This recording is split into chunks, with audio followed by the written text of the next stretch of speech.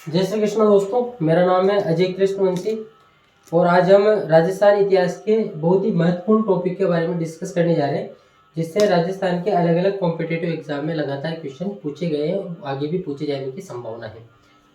आज हमारा चर्चा का मुख्य विषय रहेगा राजस्थान जन जागरण में आर्य समाज की भूमिका। राजस्थान में जो जन जागृति प्रसारित हुई है उसमें आर्य समाज की क्या भूमिका रही है उसको समझने की आज हम कोशिश करेंगे। थोड़ा सा उससे पहले हम ये समझ लेते हैं कि आर्य समाज की स्थापना किसने की थी और आर्य समाज बेसिकली है क्या। तो इसमें सर्वप्रथम जिक्र होगा दोस्तों दयानंद सरस्वती का।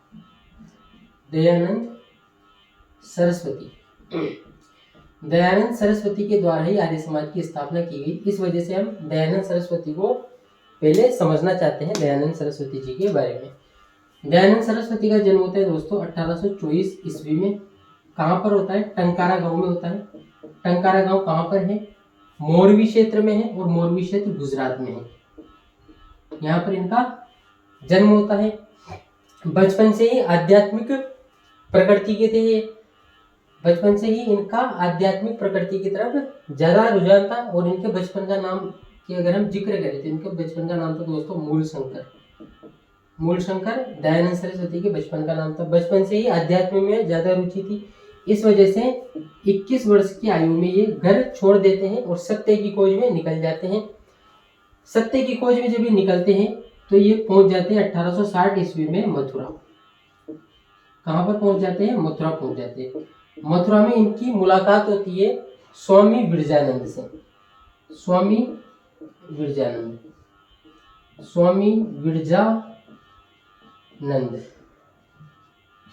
मथुरा में इनकी मुलाकात होती है स्वामी विरजानंद से। स्वामी विरजानंद दयानंद सरस्वती को वेदों की शिक्षा देते हैं। विरजानंद के द्वारा दयानंद सरस्वती को वेदों की शिक्षा दी जाती है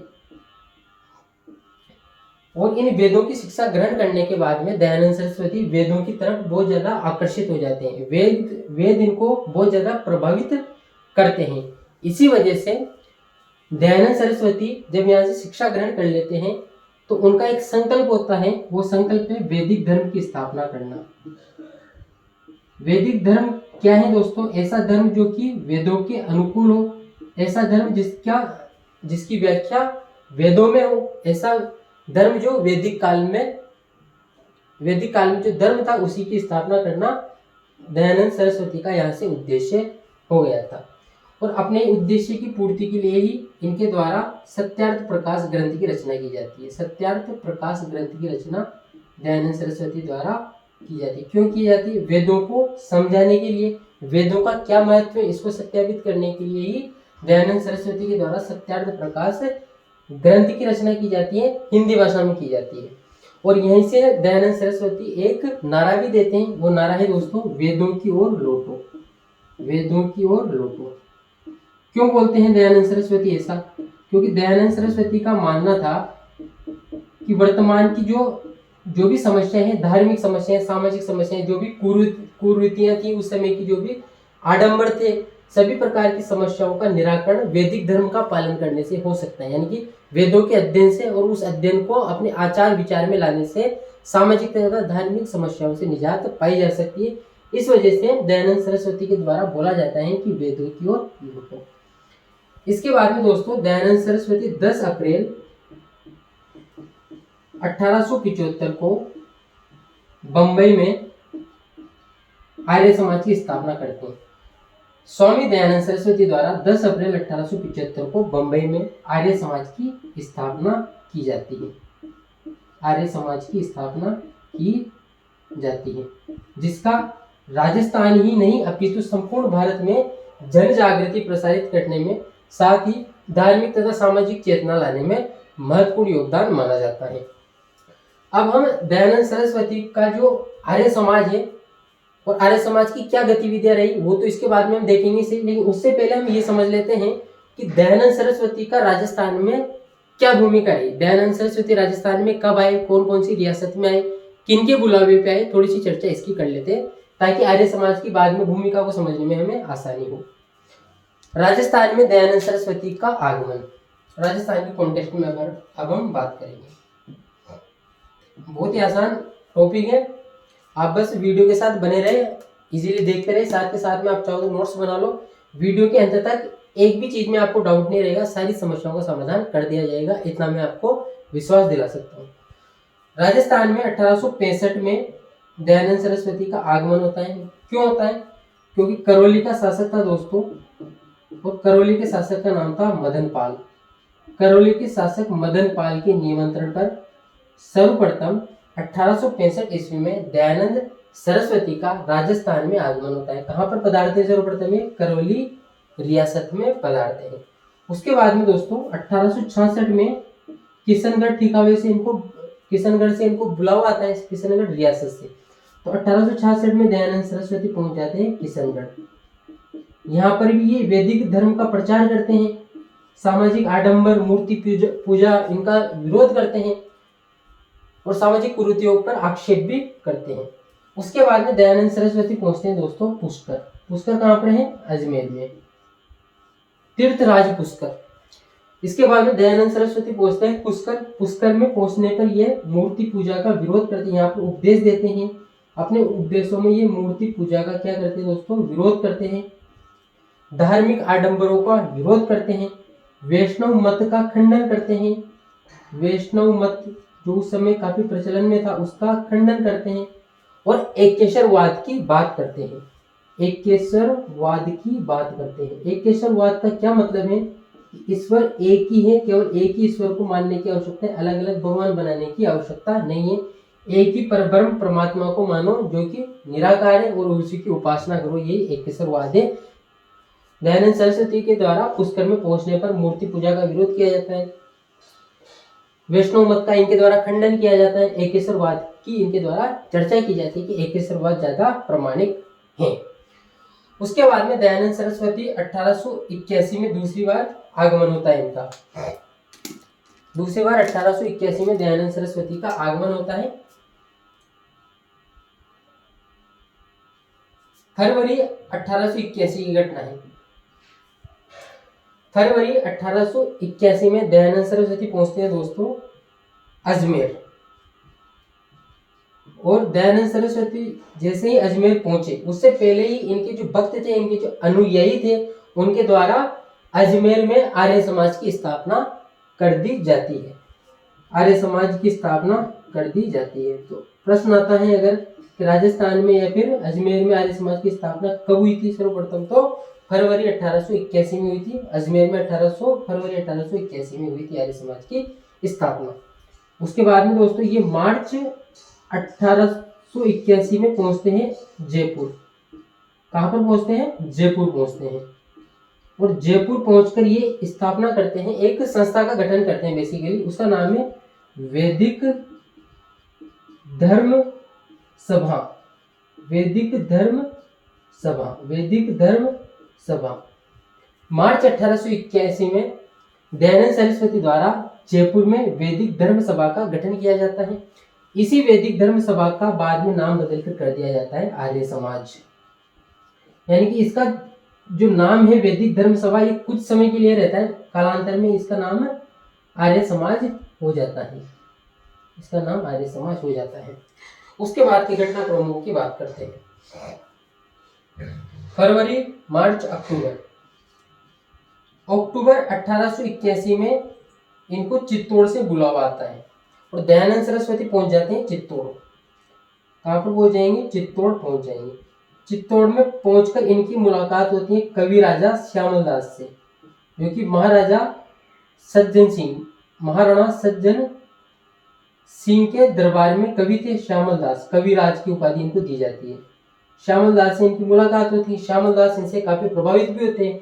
मेवाड़ का महाराणा सज्जन सिंह भी इनसे काफी प्रभावित होता है। इसी कारण मेवाड़ महाराणा के द्वारा इनको उदयपुर आमंत्रित किया जाता है।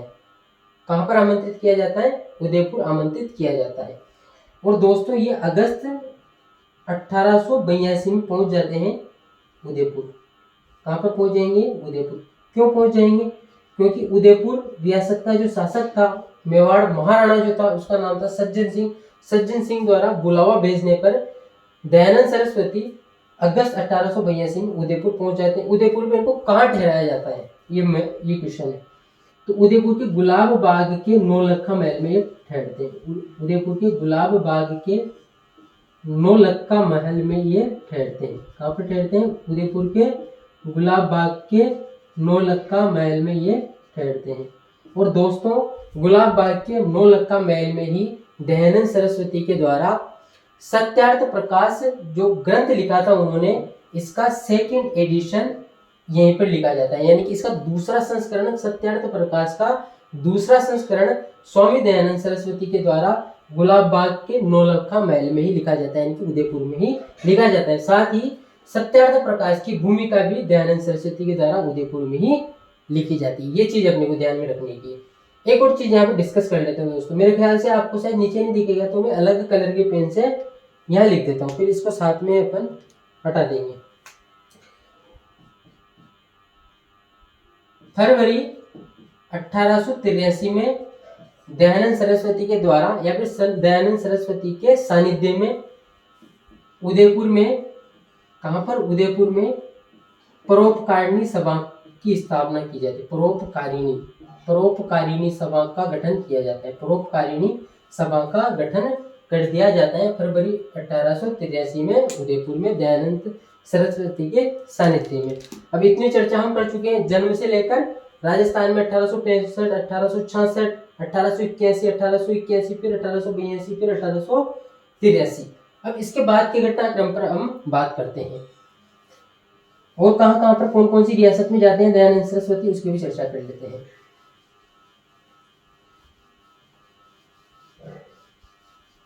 दयानंद सरस्वती का देखा जाए तो बहुत ही महत्वपूर्ण प्रभाव रहा है संपूर्ण राजस्थान में।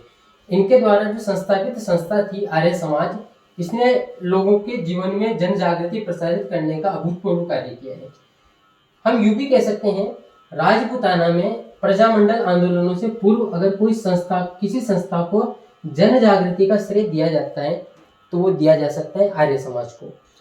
उसकी चर्चा हम थोड़ी देर बाद में कर ही लेंगे, हालांकि उसके बाद की घटनाक्रम पर हम बात करते हैं दोस्तों। फरवरी की बात कर ली, अब हम मार्च 1883 की बात करेंगे। मार्च 1883 में दयानंद सरस्वती कहाँ पहुंचते हैं? जोधपुर में पहुंचते हैं। मार्च 1883 में दयानंद सरस्वती का आगमन होता है जोधपुर में। किसके बुलावे पे जाते हैं? जोधपुर रियासत का जो प्रधानमंत्री था उसका नाम था दोस्तों सर प्रताप सिंह। सर प्रताप सिंह, जोधपुर रियासत के प्रधानमंत्री सर प्रताप सिंह के बुलावे पर स्वामी दयानंद सरस्वती मार्च 1883 में जोधपुर पहुंच जाते हैं। यहाँ का जो प्रधानमंत्री था प्रताप सिंह, ये दयानंद सरस्वती से बहुत ज्यादा प्रभावित था। साथ ही यहाँ का जो शासक था जोधपुर का, क्या नाम था उसका? जसवंत सिंह। जसवंत सिंह द्वितीय।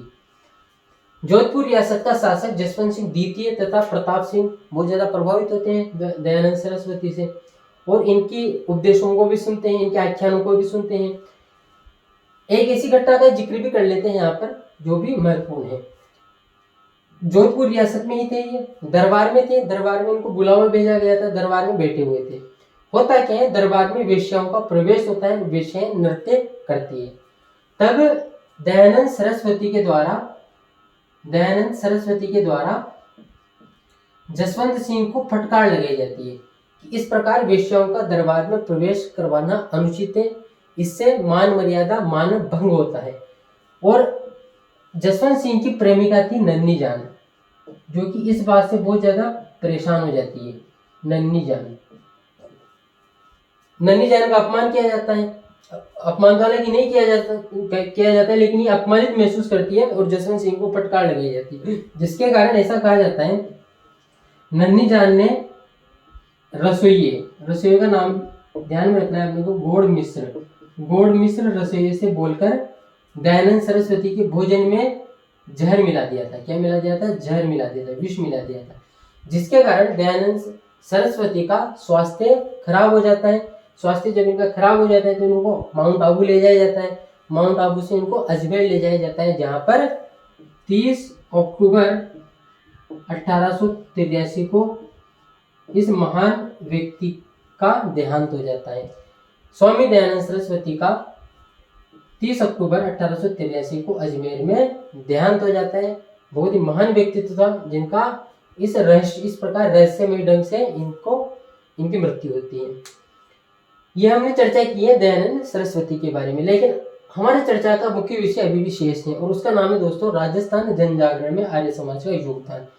आर्य समाज ने ऐसे कौन से सामाजिक कुरीतियां थी, ऐसे कौन से धार्मिक सुधार किए, ऐसे कौन से सामाजिक बदलाव किए, ऐसी कौन सी प्रथाओं पर उन्होंने चोट की, ऐसे कौन से आडंबरों का उन्होंने विरोध किया। अब इसकी चर्चा हमको यहाँ पर कर लेनी चाहिए। तो इसको प्रारंभ करते हैं।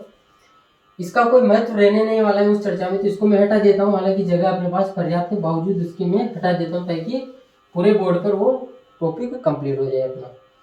स्टार्ट करते हैं आर्य समाज का योगदान। तो दोस्तों पहला अगर पॉइंट डिस्कस करूँ तो मैं कह सकता हूँ जन्म आधारित जाति व्यवस्था का आर्य समाज तथा आर्य समाज के कार्यकर्ताओं द्वारा विरोध किया गया। जन्म आधारित जाति व्यवस्था, जन्म आधारित जाति व्यवस्था का आर्य समाज के द्वारा विरोध किया गया।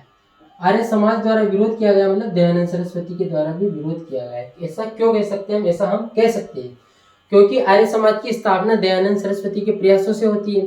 आर्य समाज के जो भी विचार रहेंगे वो मूलभूत रूप से दयानंद सरस्वती के विचार रहेंगे। इस वजह से हम ये कह सकते हैं आर्य समाज का प्रत्येक विचार में दयानंद सरस्वती की छाप अपने को देखने को मिलेगी। जन्म आधारित जाति व्यवस्था का इनके द्वारा विरोध किया जाता है। किसके द्वारा? आर्य समाज के द्वारा। और ये बोलते हैं जो जाति व्यवस्था है, जो वर्ण व्यवस्था है, वो होनी चाहिए कर्म आधारित, यानी कि जो वैदिक काल में कर्म आधारित जाति व्यवस्था थी उसको वापस ये बदहाल, उसी को ये कंटिन्यू करना चाहते थे। इसके लिए आर्य समाज के कार्यकर्ताओं ने क्या क्या प्रयास किए? इसके लिए आर्य समाज के कार्यकर्ताओं ने अंतरजातीय विवाह करवाए। अंतरजातीय विवाह करवाए, अंतरजातीय मतलब अलग अलग जातियों के मध्य विवाह। प्रीति भोज करवाए जिसमें अलग अलग समाज के अलग अलग जातियों के लोगों को पास में बैठाकर भोजन करवाया गया। अस्पृश्यता यानी कि छुआछूत का विरोध किया, अस्पृश्यता का विरोध किया इन्होंने। एक नाम और महत्वपूर्ण है जो कि आर्य समाज से जुड़े हुए थे और राजस्थान के बहुत ही महत्वपूर्ण व्यक्ति थे उस समय के। उनका नाम है दोस्तों चांदकरण शारदा। चांदकरण शारदा ने एक पुस्तक लिखी थी, उस पुस्तक का नाम है दोस्तों दलित उद्धार, दलितोद्धार, दलितोद्धार यानी कि दलितों का उद्धार। ये पुस्तक किसने लिखी थी? चांदकरण शारदा ने। इसके अलावा चांदकरण शारदा तथा इनकी पत्नी का नाम था दोस्तों सुखदा देवी। कौन सी देवी? सुखदा देवी। चांदकरण शारदा तथा इनकी पत्नी सुखदा देवी ने मिलकर दलितों के उत्थान के प्रयास किए, इनके साथ में बैठकर भोजन किया तथा दलितों को भी और समाज की जो मुख्य धारा है उसमें लाने का प्रयास इनके द्वारा किया गया। काफी अच्छा कार्य किया इन्होंने। तो ये चर्चा है। एक तो जन्म आधारित जाति व्यवस्था का इनके द्वारा विरोध किया गया। पेन अच्छा नहीं चल रहा है तो पेन चेंज कर लेते हैं।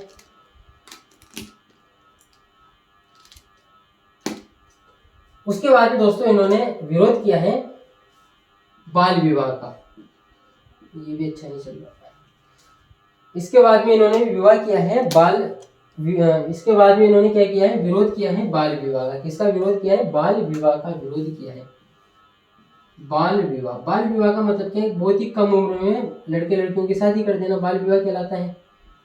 बाल विवाह का आर्य समाज के द्वारा विरोध किया गया। इनके द्वारा ये बोला गया है कि बाल विवाह समाज के लिए फायदेमंद नहीं है, क्योंकि इसके द्वारा अनेक सारी बीमारियां उत्पन्न होती हैं, अनेक सारी समस्याएं खड़ी हो जाती है। इस वजह से बाल विवाह सही चीज नहीं है।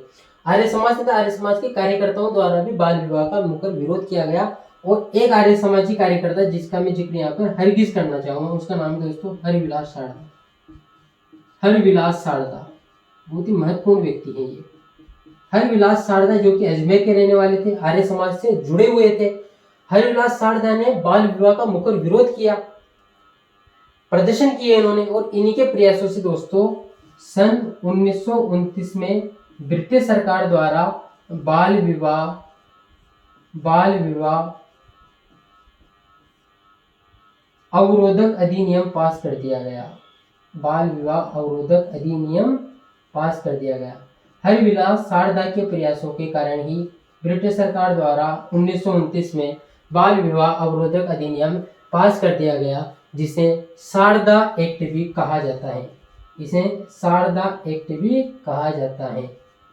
शारदा एक्ट क्यों कहा जाता है? क्योंकि हरिविलास शारदा ने इसको पेश किया था, हरिविलास शारदा का इसमें योगदान है, इस वजह से इसको शारदा एक्ट भी कहा जाता है। ऐसा क्या खास है शारदा एक्ट में, ऐसी क्या विशेष बात है इसमें? तो इस एक्ट में लड़के की शादी की उम्र 18 वर्ष यानी कि बॉय, और लड़की की शादी की उम्र दोस्तों कर दी गई 14। इससे पहले ये उम्र बहुत कम हुआ करती थी, बहुत ही कम उम्र में ही शादियां कर दी जाती थी। लेकिन शारदा एक्ट के बाद में ब्रिटिश सरकार द्वारा जो नियम बनाया गया उसमें लड़कों की शादी की उम्र 18 वर्ष और लड़कियों की शादी की उम्र 14 वर्ष कर दी गई। अब इसके बाद की चर्चा पर हम बात करते हैं। और क्या विरोध किया गया इनके द्वारा? इनके द्वारा किया गया दोस्तों जन्म आधारित जाति व्यवस्था, बाल विवाह, विधवा विवाह। विधवा विवाह का विरोध नहीं किया गया, विधवा विवाह का इनके द्वारा क्या किया गया? समर्थन किया गया। विधवा विवाह का आर्य समाज तथा आर्य समाज के कार्यकर्ताओं द्वारा समर्थन किया गया कि विधवा विवाह होने चाहिए, बेशक होने चाहिए। चांदकरण शारदा, जिनका जिक्र हम पहले भी कर चुके हैं, ये चांदकरण शारदा, इनके द्वारा इस संबंध में भी एक किताब लिखी गई। उस किताब का नाम है दोस्तों विधवा विवाह। चांदकरण शारदा ने विधवा विवाह को प्रोत्साहित करने के लिए एक किताब लिखी, उसका नाम है विधवा विवाह, जिसमें विधवाओं के विवाह की वकालत की गई, उसका पक्ष लिया गया। आर्य समाज के कार्यकर्ताओं ने शाहपुरा, हालांकि बहुत सारी जगहों पर, लेकिन मैं कुछ बता रहा हूं आपको। आर्य समाज के कार्यकर्ताओं ने शाहपुरा, सांभर, बीकानेर, भरतपुर, जोधपुर, आर्य समाज के कार्यकर्ताओं ने शाहपुरा, सांभर, बीकानेर, भरतपुर, जोधपुर आदि ऐसे अनेक रियासतों में, आदि ऐसे अनेक इलाकों में विधवा विवाह संपन्न करवाए और विधवा विवाह को प्रोत्साहित किया। एक और चीज यहाँ पर जिक्र कर लेते हैं। दयानंद सरस्वती द्वारा जो आर्य समाज गठित किया गया था, उसके द्वारा दोस्तों पर्दा प्रथा का विरोध किया गया। पर्दा प्रथा का विरोध किया गया। आर्य समाज का मानना था कि जो औरतों का चरित्र होता है वो पर्दे का मोहताज नहीं होता है, उनको शिक्षा की आवश्यकता है, उनको आगे बढ़ने की आवश्यकता है, पर्दे में रखने की आवश्यकता नहीं है। पर्दा प्रथा का आर्य समाज के द्वारा विरोध किया गया। साथ ही इन्होंने स्त्री शिक्षा पर क्या दिया? जोर दिया। स्त्री शिक्षा की इनके द्वारा वकालत की गई, जो कि उस समय के हिसाब से भी बहुत आधुनिक सोच थी, ऐसा होना चाहिए। उसके बाद में दोस्तों इनके द्वारा शिक्षा का प्रचार प्रसार किया गया। शिक्षा का प्रसार किया गया, प्रचार किया गया, प्रसार किया गया। आर्य समाज के कार्यकर्ताओं, आर्य समाज का खुद दयानंद सरस्वती का मानना था कि समाज में जितनी भी धार्मिक सामाजिक कुरीतियां हैं उनके समाधान का एक तरीका शिक्षा भी है। अगर लोग बाग शिक्षित होंगे तो अपने अधिकारों के बारे में जानेंगे, धार्मिक आडंबरों से बचेंगे। एक शिक्षित समाज अच्छा समाज होता है अशिक्षित समाज की तुलना में। इन्होंने शिक्षा के क्षेत्र में अच्छा खासा कार्य किया आर्य समाज के द्वारा। आर्य समाज के तत्वाधान में राजपूताना के अलग अलग हिस्से में शिक्षण संस्थान खोले गए। एक शिक्षण संस्थान का जिक्र मैं यहाँ पर कर लेता हूँ। Arya Samaj educational society Ajmer. Arya Samaj educational society द्वारा डीएवी कॉलेज की स्थापना की गई। डीएवी कॉलेज की स्थापना की गई। डीएवी कॉलेज की स्थापना की गई। क्यों की गई? शिक्षा का प्रचार प्रसार करने के लिए, शिक्षा को आम लोगों तक पहुंचाने के लिए, शिक्षा को जन सामान्य तक पहुंचाने के लिए इनके द्वारा डीएवी कॉलेज, साथ ही राजपूताना के बहुत सारे हिस्सों में शिक्षण संस्थाओं की स्थापना आर्य समाज के तत्वाधान में की गई। अलग अलग राजपूताना के अलग अलग हिस्सों में आर्य समाज की शाखाएं थी।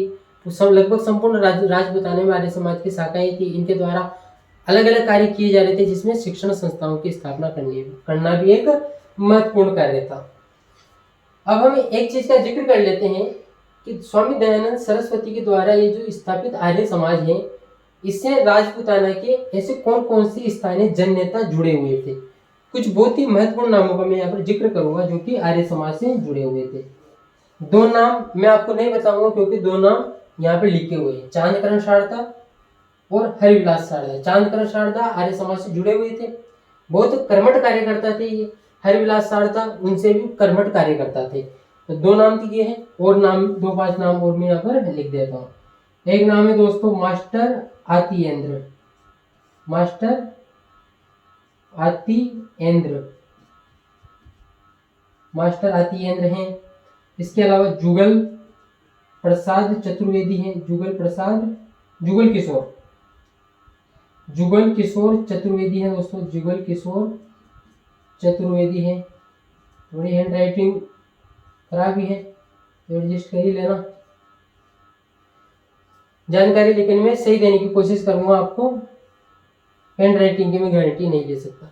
मास्टर आतियेंद्र, जुगल किशोर चतुर्वेदी, ज्वाला प्रसाद, इन सभी नामों का जिक्र दोस्तों हमने प्रजामंडल आंदोलनों में भी किया है। अगर आपको प्रजामंडल आंदोलनों की श्रृंखलाएं देखनी है तो invincible pioneer institute YouTube channel पर आप राजस्थान के समस्त प्रजामंडल के बारे में जानकारी इकट्ठी कर सकते हो और वहां पर और भी बहुत सारी चीजें आपको मिल जाएंगी। मास्टर आतियेंद्र, जुगल किशोर चतुर्वेदी, ज्वाला प्रसाद, जोहरी लाल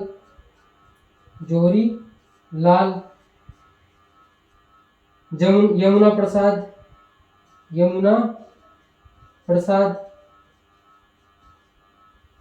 प्रसाद राजपूताने के ऐसे बहुत सारे स्थानीय जन नेता थे जो कि आर्य समाज से जुड़े हुए थे, आर्य समाज के कर्मठ कार्यकर्ता थे और आर्य समाज को लगातार लोगों के बीच में प्रसारित करने में महत्वपूर्ण भूमिका निभा रहे थे। जैसे चांदकरण शारदा है, हरिविलास शारदा है, मास्टर आतियेंद्र है, जुगल किशोर चतुर्वेदी है, ज्वाला प्रसाद है, जोहरी लाल है, यमुना प्रसाद है। इन सभी का संबंध दोस्तों राजस्थान के प्रजामंडल आंदोलनों से भी है। ये चीज भी अपने को जानकारी होनी चाहिए। दोस्तों आज हमने चर्चा की है राजस्थान जन जागरण में आर्य समाज की भूमिका के बारे में, जिसमें हमने सर्वप्रथम दयानंद सरस्वती के बारे में जानने की कोशिश की है, उनके द्वारा आर्य समाज की स्थापना कब की गई। इसके अलावा सत्यार्थ प्रकाश के बारे में हमने चर्चा की है, राजस्थान में उनका आगमन कौन कौन सी रियासतों में होता है, उनके द्वारा जो स्थापित आर्य समाज था उनका क्या प्रयास रहा है, किस प्रकार का कार्य उनका राजपूताने में रहा है, ये सारी चीजें हमने डिस्कस की है। एक दो चीज और भी यहाँ पर हम डिस्कस कर सकते हैं कि दयानंद सरस्वती का उद्देश्य था वैदिक धर्म की स्थापना करना, क्योंकि वैदिक धर्म जो वेदों के अनुकूल हो, जो पुरानी परिपाटी हो, जाति व्यवस्था जन्म के आधार पर नहीं हो बल्कि कर्म के आधार पर, जो व्यक्ति जैसा कर्म करेगा उसकी जाति उस प्रकार की हो जाएगी। मतलब वैदिक काल में जो जाति थी उसी के पक्षपाती थे, उसी की हिमायती थे। कौन? दयानंद सरस्वती। उम्मीद करता हूँ ये पर्टिकुलर सेशन, पर्टिकुलर क्लास आप सब लोगों के कॉम्पिटेटिव एग्जाम के लिहाज से महत्वपूर्ण रहेगी। अगर आपने वीडियो को शुरू से अंत तक देखा है तो थैंक यू वेरी मच, धन्यवाद। इसके बाद में हम नेक्स्ट वीडियो में मिलते हैं।